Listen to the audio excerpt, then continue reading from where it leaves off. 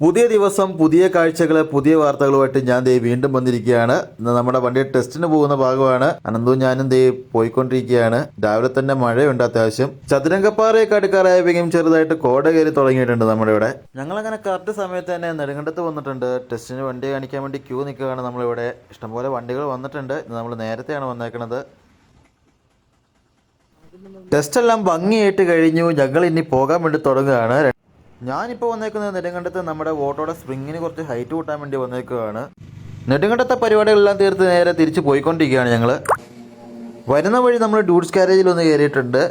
ഈ വരുന്ന വഴി തന്നെയാണ് ഈ വർക്ക്ഷോപ്പ് നിലനിൽക്കുന്നത്. അതുകൊണ്ട് പിന്നെ എല്ലാവരെയും ഒന്ന് കണ്ടിട്ട് പോകാമെന്ന് വെച്ചാൽ ഞങ്ങൾ കയറിയതാണ്. സഞ്ജയ് ഇവിടെ വേറൊരു കാറിൻ്റെ വർക്ക് ചെയ്തുകൊണ്ടിരിക്കുന്നു. അഖിലാണെങ്കിൽ ഇവിടെ വേറൊരു വർക്ക് ചേർക്കുന്നു. എല്ലാ പരിപാടിയും തീർത്ത് ഞാനിപ്പോൾ വന്നേക്കുന്നത് പൂപ്പാറ ശ്രീ മഹാദേവ ക്ഷേത്രത്തിലേക്കാണ്. നമ്മുടെ ഓട്ടോ പൂജിക്കാൻ വേണ്ടി വന്നേക്കുവാണ് രാവിലെ തന്നെ.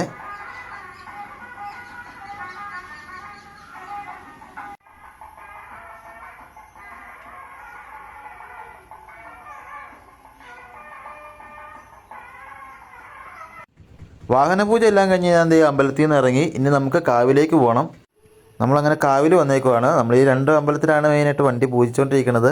മഹാദേവ ക്ഷേത്രത്തിൽ പൂജിച്ചതിന് ശേഷം ദേവിയമ്മ എടുത്തു വന്ന് വണ്ടി പൂജിക്കാതെ ഞാൻ പോകുന്നതല്ല.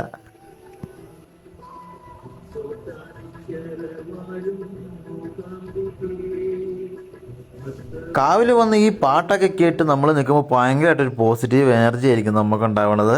ഞാൻ പ്രാർത്ഥിച്ചുകൊണ്ടിരുന്നപ്പോൾ രണ്ടുപേരും മേളിലിരുന്നതിനെ സൂക്ഷ്മമായി നിരീക്ഷിക്കുന്നുണ്ടായിരുന്നു. ഞാൻ നോക്കുന്നത് കണ്ടപ്പോഴേക്കും അവർ നേരെ മേളിലേക്ക് കയറിപ്പോകാൻ തുടങ്ങുകയാണ്.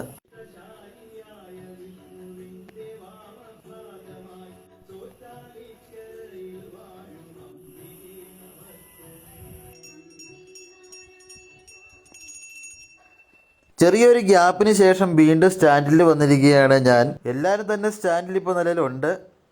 സ്റ്റാൻഡിൽ വന്നതിന് ശേഷം ആദ്യത്തെ കൈനീട്ടം കിട്ടിയതാണ്. അത് കൈനീട്ടം ഓടിയിട്ട് ഞാൻ തിരിച്ചതേ പൂപ്പാറയ്ക്ക് പോയിക്കൊണ്ടിരിക്കുകയാണ്. നമുക്കിനി നേരെ റേഷൻ കടയിൽ പോയിട്ട് വീട്ടിൽ പോകാം. സാധനം വാങ്ങാൻ റേഷൻ കടയിൽ വന്നപ്പോൾ കണ്ട ഒരു കാഴ്ചയാണ്. ഇതൊരു തള്ളപ്പൂച്ചയും രണ്ട് കുഞ്ഞുങ്ങളും അവിടെ സുഖമായിട്ട് കിടന്നുറങ്ങാണ്. ആൾക്കാരൊക്കെ വന്ന് പോകുന്നതിനൊന്നും അവർ അറിയുന്നില്ല.